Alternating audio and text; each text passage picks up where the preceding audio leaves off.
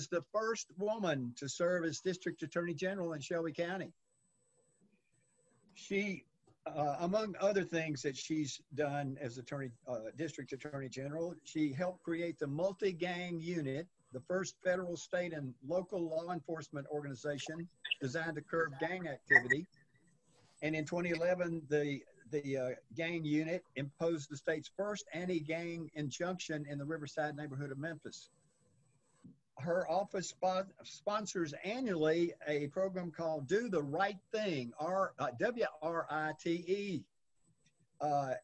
That's an anti-violence essay contest for students run through the Truancy Reduction Mentoring Program, and created Lives Worth Saving, a prostitution diversion program with Calvary Episcopal Church and other nonprofits. Hundreds of students with perfect attendance have received free bicycles in a partnership program that includes the DA's office, the Hyde Family Foundation, and the Memphis Police Department. She, of course, serves on numerous boards and commissions, and on her watch, the DA's office has been listed among the top 50 workplaces in Shelby County by the Commercial Appeal. I am proud to say that she is a fellow graduate of the Cecil C. Humphreys School of Law that we now call Memphis Law. And so I am proud to introduce my friend, General Amy Weirich. Well, thank you. Can you guys all hear me? Yeah. All right, very good. I have done countless Zoom meetings since March 14th, ground zero, but this might be the first one I've done from home. So I hope my dog behaves, and more importantly, I hope our children behave. But thank you so much for letting me come and talk to you guys a little bit tonight about what your DA's office does. And I know Judge Smith can tell you from her years in our office, her experiences. And I really emphasize the fact that it is your DA's office, because we work for and serve the citizens of Shelby County with everything that we do. I'm going to talk. Can you hear my dog? He's already acting up. I'm going to give you a kind of a broad overview of the way things work a little bit at 201. I want to talk a little bit as well about what has been happening since March 14th, COVID, when we were all instructed by the Supreme Court to change the way that we handle business in the courts at 201 Poplar and, of course, in Circuit Court. And I think it's important to know that, let me go back a little bit. A few years ago, I received a letter from an inmate that talked about the fact that there are two types of criminals: those that embrace antisocial behavior and those that struggle with antisocial behavior. Everybody still hear me? Yes. Okay.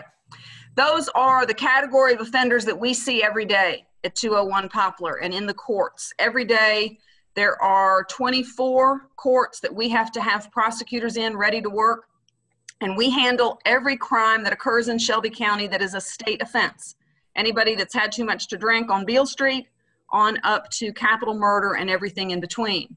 And I thought that that description of criminal offenders was a pretty profound one, because it really captured in two sentences what we deal with every day. Those that embrace antisocial behavior, violent conduct, and those who struggle with antisocial behavior.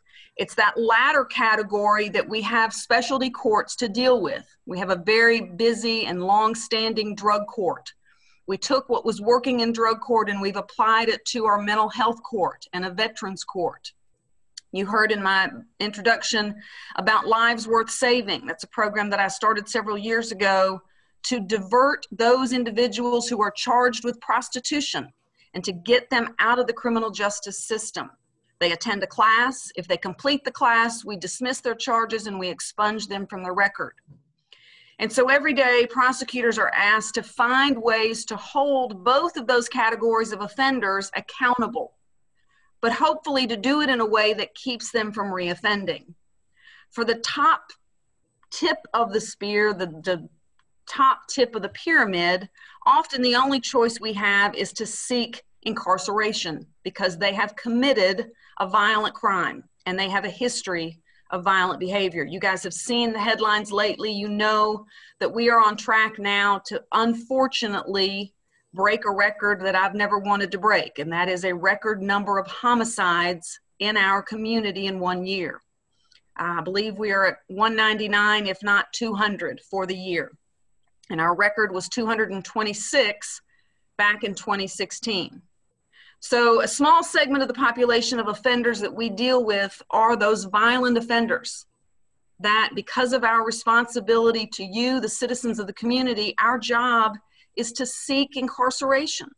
But again, that's a small segment. The majority of the offenders that we deal with are going to be doing their time, quote unquote, out on the streets. They're going to be doing their time in the community, on probation, on some type of supervised release. And that's why those specialty courts are so important. But they take precious resources, resources that were precious before COVID-19 and are going to become even more scarce and more precious in the months and years to come.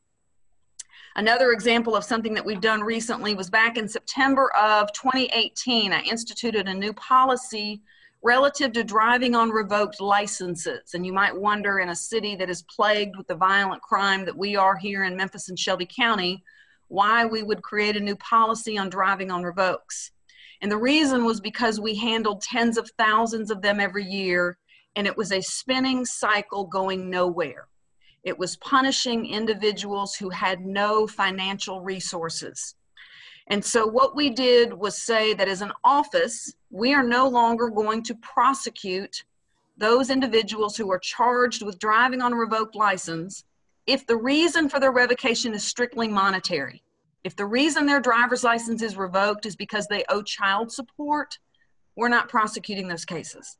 If their license is revoked because of a DUI conviction, that's a different story. We instituted that policy almost 2 years ago today, and we, since instituting it, have dismissed, killed, wiped off of the docket close to 30,000 cases. And that's a huge relief to overworked, understaffed DA's offices. It's a huge relief to an overburdened criminal justice system. And it's an even bigger relief to those offenders. It's not going to stop them from being charged with that crime, but nothing our office is doing is going to make their financial burden any greater.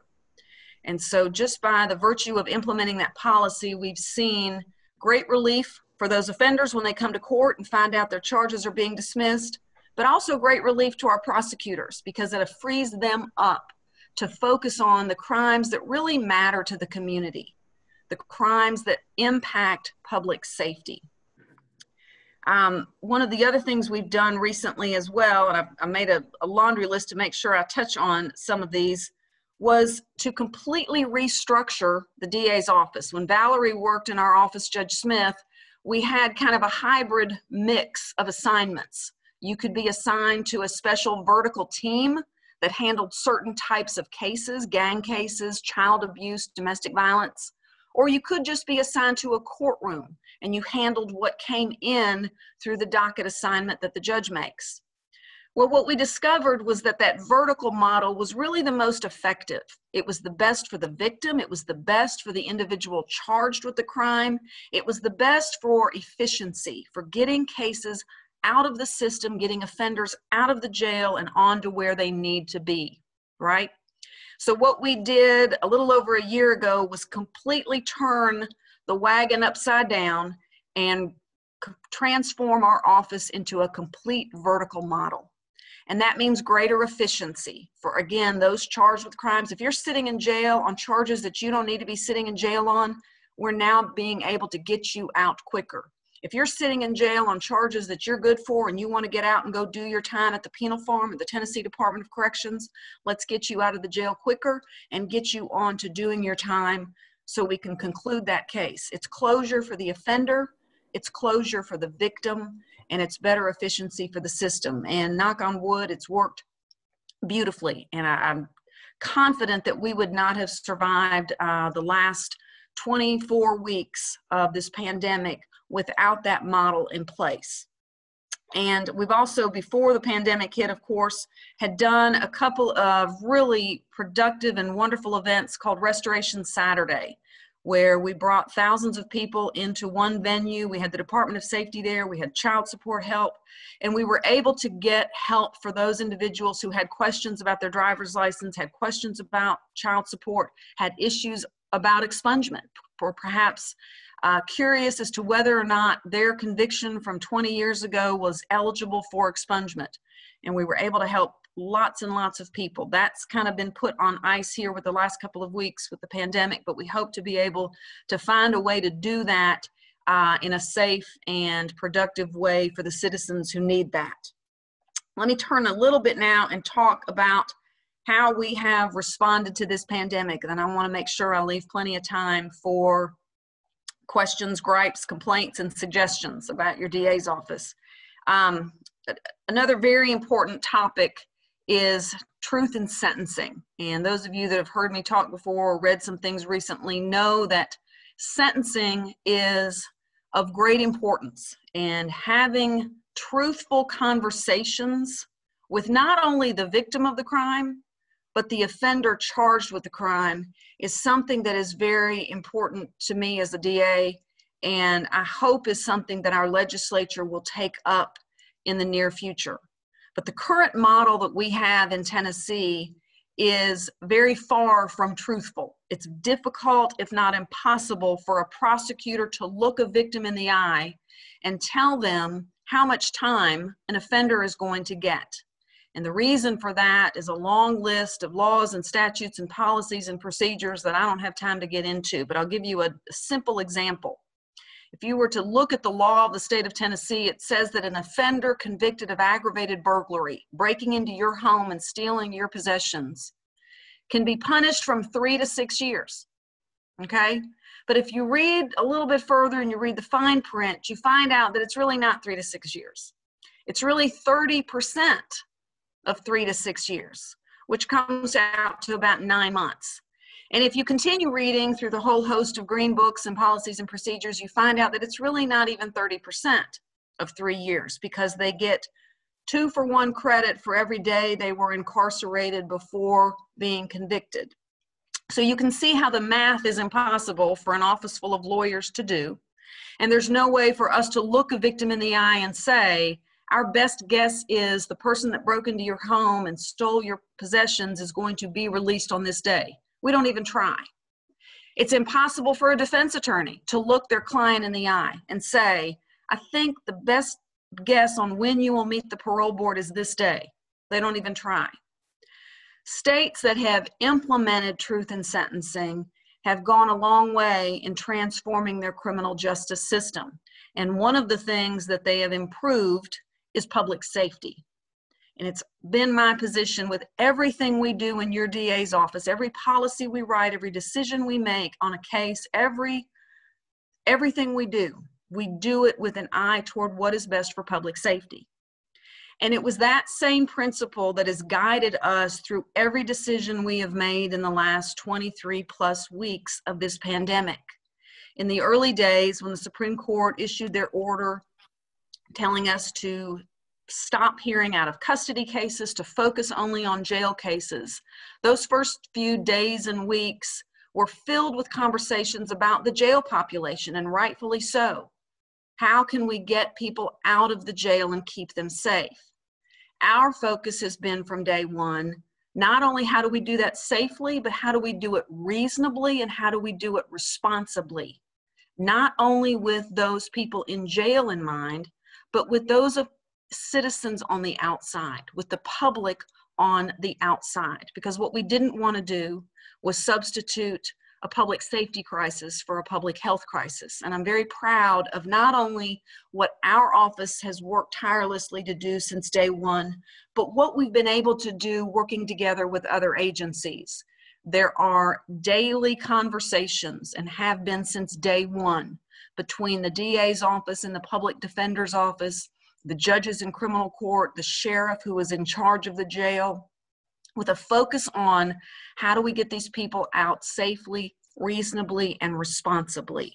And so when we started calendar year 2020, we had over 2,000 inmates sitting at 201 Poplar. And remember that 201 is pretrial detention. Okay, those are the individuals that have not been convicted yet, for the most part. There's a couple that are there that TDOC hasn't come to pick up yet, but that's a talk for another day. But the majority of the people sitting at jail are those individuals waiting to have their case heard, right?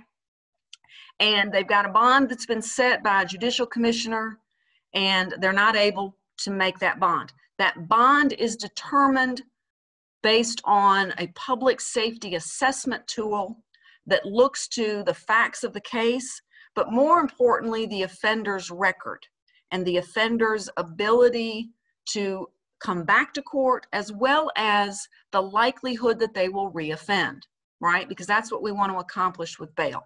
So in the early days of the pandemic, what we worked on around the clock was looking at who was in jail. And all of our senior prosecutors were instructed to pull every file in every case that was pending on their team and make determinations about who we could safely, reasonably, and responsibly perhaps make a different offer to, or have a conversation with the judge about perhaps lowering a bond, whatever it might be that could get that individual out of custody, but again, with an eye toward doing it safely, reasonably, and responsibly. Today, we've got about 1,400 or so in jail.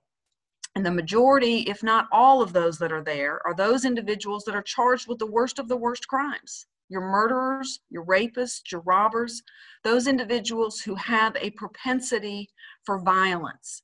They are also those offenders who have records as long as the Mississippi Bridge. And they are offenders who, no matter what we do, continue to victimize citizens in our community. We track every day those individuals who have been released since March 14th and who have been re-arrested for whatever reason or put back into jail for whatever reason. And so, of course, in the early days when we started that list, it just was a handful of people. Today, it is close to 300. It's 18 pages of defendants who have been released since the pandemic for whatever reason and have picked up new charges. So again, with everything we do in our office, we do it, of course, focused on the truth, focused on the facts, focused on the evidence that we have before us, but always focused on the victim and focused on you, the public, and public safety. To that end, one thing that I'm very excited about is a new program that we rolled out a few weeks ago called Community Justice. You guys have heard of community policing. Our police department has engaged in community policing for many, many years. About 2 years ago, I rolled out community prosecution. I put 3 of our senior, most experienced prosecutors at precincts, Old Allen, Tillman, and Mount Moriah. They go to work at the precinct every day. They work with law enforcement, but more importantly, they work side by side with the public, with the schools, with the principals, with the business owners, to learn what that community needs from their DA's office. And this latest piece is community justice.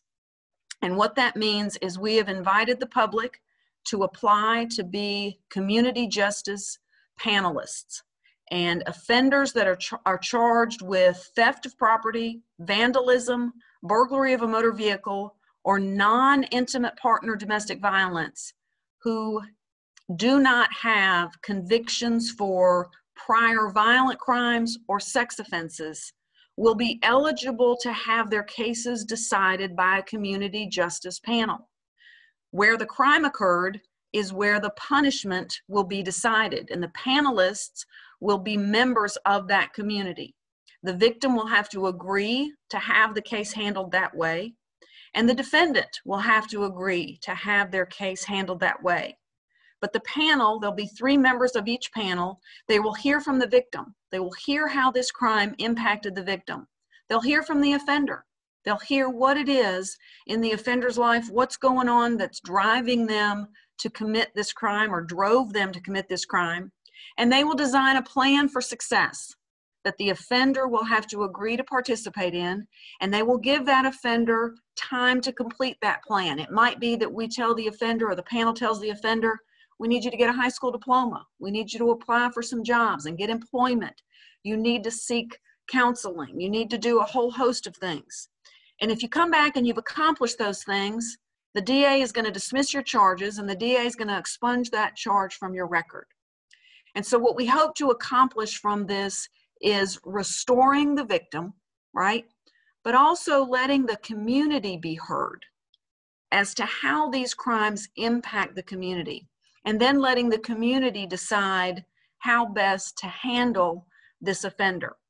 We were overwhelmed with the response that we got. Close to 100 citizens in the community, enough to populate panels throughout the county.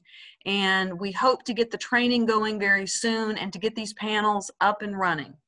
And what we hope to accomplish through that, again, with everything we do, is to honor the victim, to hold the offender accountable, to do it in a way that is meaningful to the community, and by all means to do it in a way that keeps that offender from coming back.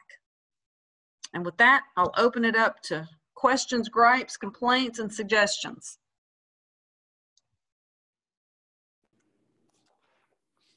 Y'all still hear me? Yes. Sure. Yes. I'm Will McGriff. I'm kind of running the AV side of things, and I wanted to encourage folks to use the chat. If you want to have a few folks who've submitted questions in the chat. I don't know if you're able to see it. I can read them too if you prefer. Let's see. Considering the move toward releasing as many in pretrial detention as you are safely able to, will you continue to advocate for this sort of release? Yes. And so I think what I failed to mention, and it's important, when the pandemic hit us, we were already prepared for it. You heard me mention the public safety assessment tool that is used by the judicial commissioners at the first point of contact with an offender and the system. So 24 hours a day, 7 days a week, judicial commissioners sit at 201 Poplar, law enforcement makes an arrest, they bring an offender to 201, and this pretrial assessment tool is used for the commissioner to determine what the bond should be. And the goal of that tool that was put in place before the pandemic was to make sure that the people that are in jail are the worst of the worst, okay? So that we're not incarcerating pre-trial low-level offenders. Because what a lot of studies show is that if you over-punish a low-level offender, you're gonna make things worse, right? So that had already been built, it had already been tested, it was years and years and years of work in place. So it was much like a home that is built that is hurricane-proof. We were already prepared. We didn't know what we were prepared for, but we were prepared for this. And so that will, of course, continue after the pandemic because it was something we were already doing with the pandemic. The community justice program, it was not birthed here. In many, you've probably heard the term restorative justice. That's what this is. And so this has been something that I had been working on for a while. And a lot of jurisdictions around the country have models similar to ours. But what I did was kind of take pieces of other cities' programs and make them fit our needs. An example of that in Yolo County, California, they have a similar program. However, they charge their offenders a monetary fee to participate in it. That's not going to fly here in Shelby County, and I don't like the sound and feel of that. So we've taken bits and pieces of other jurisdictions' models that we liked, and then we've added some of our own that we liked to work here in Shelby County. I've been impressed with Memphis generally related to the understandable concern about justice for all with a real concern for Black Lives Matter. How has your office been involved in making justice a major goal for all citizens? It's job number one in our office and always has been to do the right thing for the right reason every day. I have often said that no one is above the law and no one is beneath the law, that every citizen in our community deserves and will get the protections of the laws, and no citizen is above respecting and obeying those laws either. And so certainly what we do at 201 every day knows no right or left. It knows no partisan politics. We focus on right and wrong. And that is what guides every decision that we make. What is the truth? What are the facts?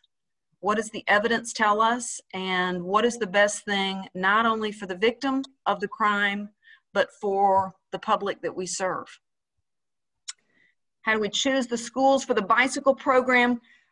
We chose the schools based upon who had the worst attendance rates. So we focused on those schools with the highest truancy rates to reward those kids and those families who buckled down and made it through a school year without missing a day. My husband and I are blessed with 4 usually wonderful children, and perfect attendance takes everybody's focus. And so we really wanted to reward those schools that needed that extra push the most. So that's how we chose those schools. What else? General, there was one question that might have gotten lost in the chat. It was from Rick Baker asking, how are you able to assure us that complaints against police officers will be handled equitably when prosecutors necessarily work closely with them?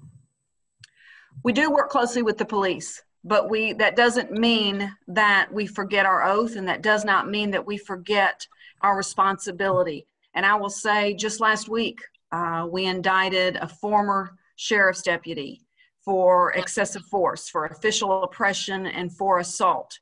So the way that we learn about police misconduct, and that's a broad term, the way we learn about it is a variety of sources. Obviously, if an officer shoots and kills someone in the line of duty, I get a call. Whether it's 2 in the morning or 2 in the afternoon, I am called, and I call the Tennessee Bureau of Investigation in to investigate that killing.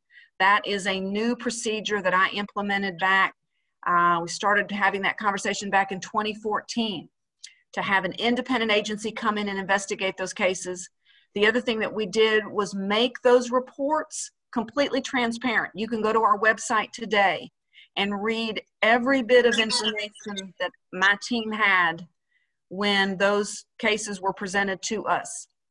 For the non-fatal shootings, for officer misconduct, when law enforcement refers those cases to us, and let's remember that's key. We have to rely on law enforcement referring cases to us unless it's a situation that we've stumbled upon, right? And this has happened more recently because of body cameras. So it might be that a prosecutor is getting ready on an aggravated robbery case. And in getting ready on that aggravated robbery case, a prosecutor is reviewing body-worn camera video. And now we have a front row seat to law enforcement that we haven't had before since the last couple of years. So those are cases that we might come upon on our own. We also get referrals from law enforcement on a fairly regular basis from the Memphis Police Department, Sheriff's Office, who refer matters to us that they want us to look at for whether or not state criminal laws were violated. So just as much as we honor our oath in making sure that no one is above the law and no one is below the law, law enforcement doesn't want officers who engage in questionable conduct carrying a badge and carrying a gun and serving the citizens in that capacity.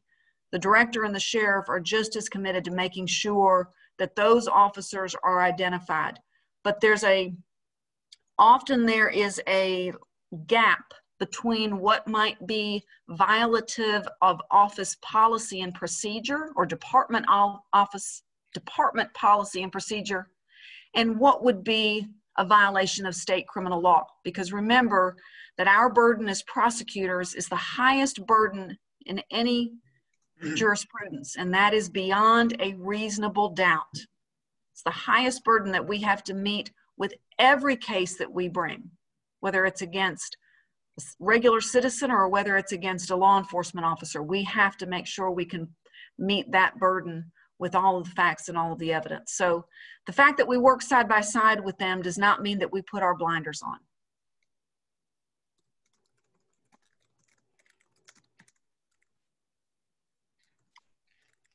What are we doing to be sure that frightened police and sheriff's deputies are not also juries, judge, and executioners on the side of arrest or turmoil?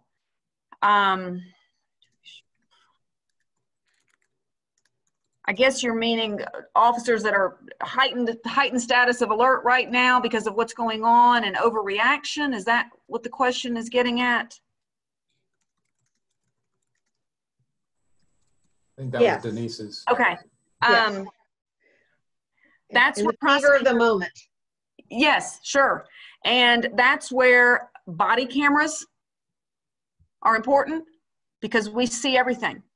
And it's where prosecutor discretion is important, all right? When a prosecutor looks at cases tomorrow morning, our 125 prosecutors will report to duty, and they will be met with a host of tickets and cases that came into the system overnight. And they will look to what the allegations of those arrests are, and then we will begin looking at the facts, talking to victims, looking at the evidence, and doing what we do as prosecutors to make sure that we can prove that case beyond a reasonable doubt. And if it doesn't add up, it gets kicked. If it does not smell right, it gets kicked. There will be, and have been, we've been keeping up actually since the pandemic with the number of cases that our office has null prossed, which is a fancy word for just killed. We've gotten it off the docket on day one. And we've kept up with the ones that we've done as it relates to out of custody defendants, because I've been sending each of them a letter saying, don't come back to court, your case is over. And we've sent close to 3,000 letters. Not all of those are because it was a bad arrest, okay? But it gives you an idea of the thousands of cases that we dismiss every year for a variety of reasons. But it's got to pass the prosecutor test tomorrow morning before it goes any further. And victims are contacted immediately, victims of crime, and they talk with the prosecutor, and we get a sense of what is beyond just the four corners of that document. But that's where body cameras are have proven to be very, very helpful for those situations, but also the other side of that. You know, a defendant might be telling their lawyer, this is how it happened, and the body camera shows something completely different.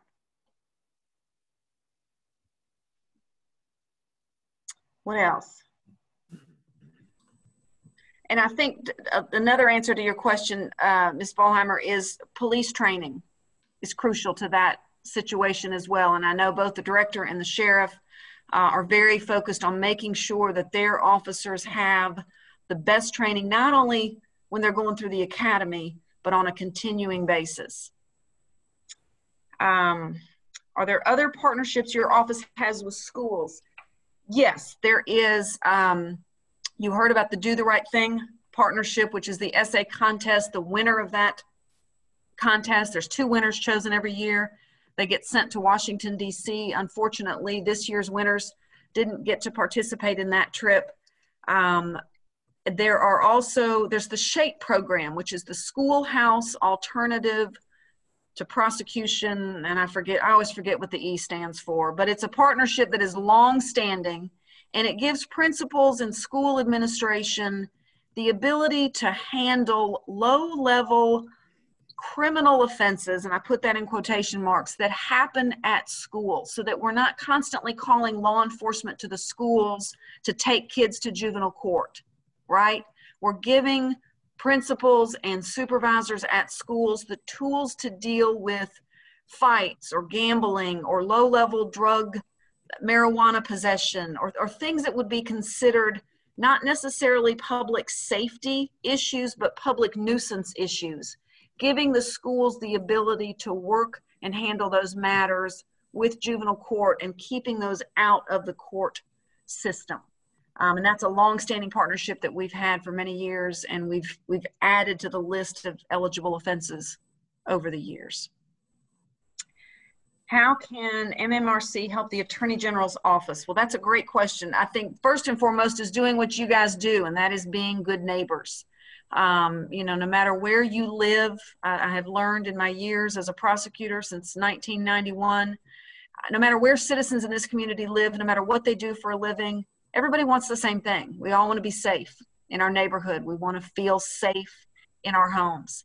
And so looking out for one another and being good neighbors, if you see something, reporting that to law enforcement is crucial. I think another great way to help is as we get this community justice program off the ground, I am, knock on wood, concerned and in a good way that we're going to need lots of resources, because the response has already been overwhelming, and I think the need is going to be great to grow this program beyond the limited scope that we have right now. So that might be something we come back and ask for either your sweat equity for, or just perhaps financial assistance to provide the training and to provide some of the resources that will be needed. Resources are going to become scarce. They were already scarce, but it's going to become even more challenging in the months and years to come to make sure that we are providing what we have to provide to protect the public, but doing it in new and innovative ways. I think that's everything in the chat. Are there any other questions for our speaker?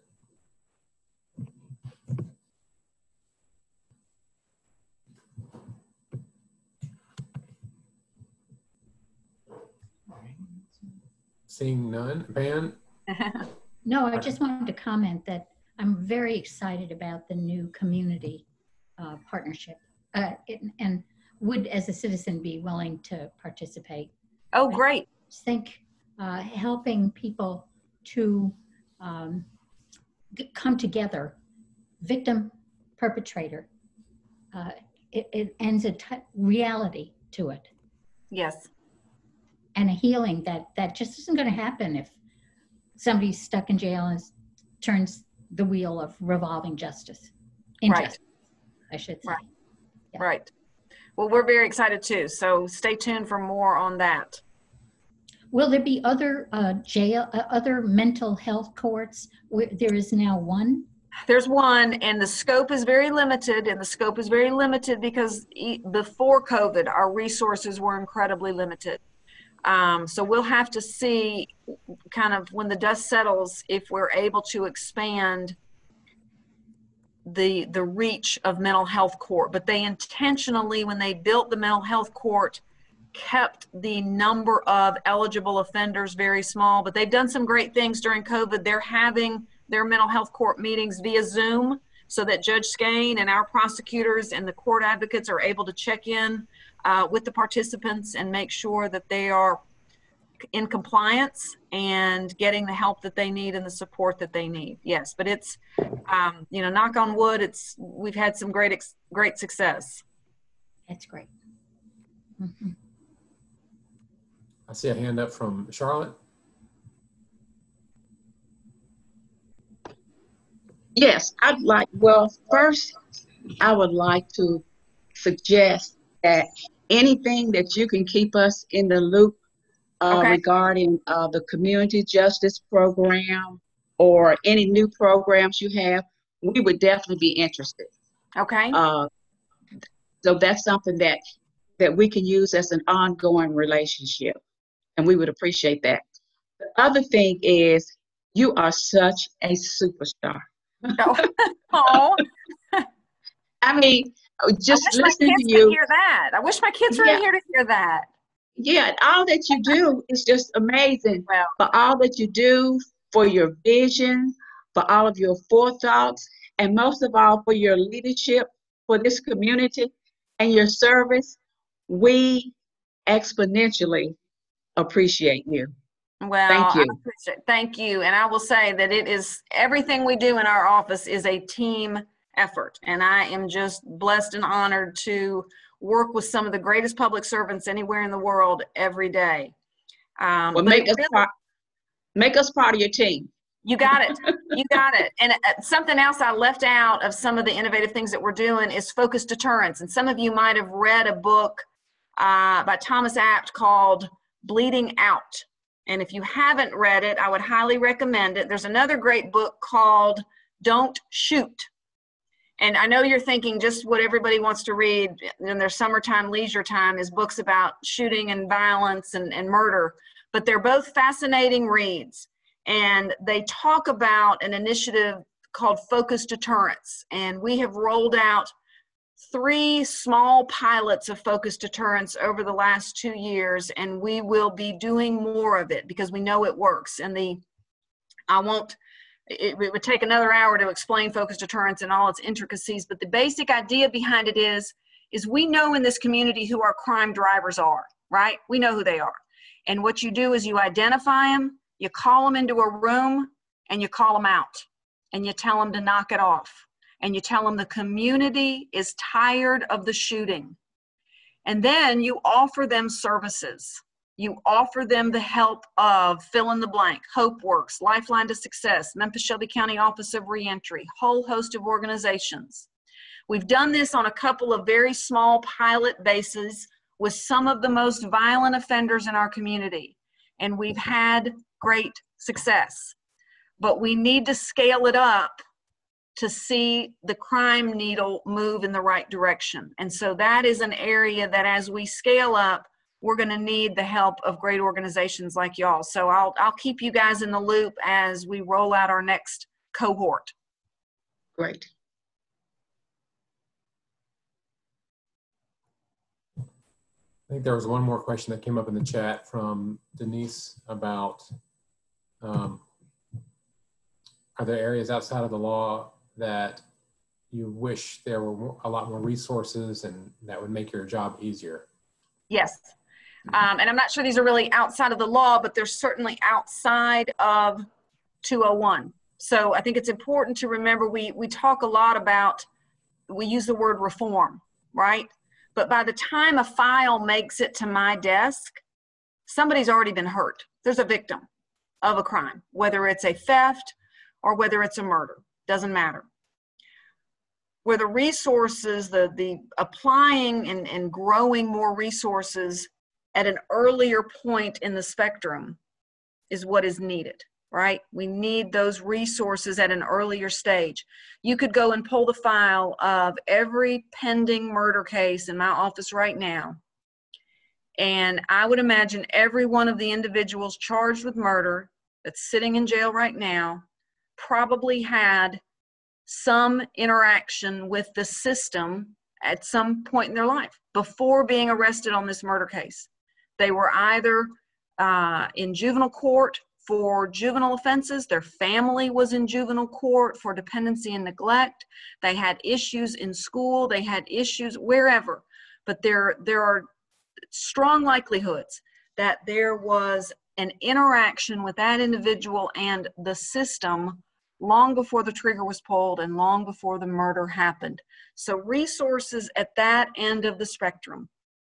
Education, education, education is everything. By the time it gets to me, yes, growing resources. We've already talked about one, mental health court, being able to expand those resources, drug court. We have judicial districts in this state that don't have drug courts. We have judicial districts in this state that have some of the highest rate of opioid abuse in the nation, and they don't have one drug treatment center anywhere in the judicial district. So growing those types of resources, and then resources for victims, being able to provide resources in a meaningful way and in a timely way to all victims of crime.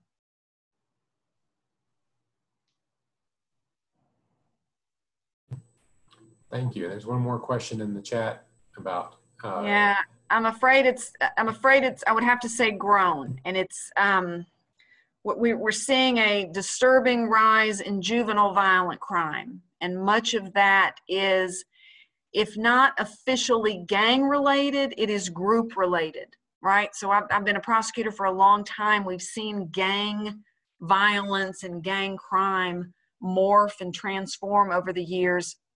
And really now our bigger challenge is not necessarily the top tier named gangs, though they are a problem, but it is groups of individuals, 3 or more individuals out together for the common purpose of victimizing citizens.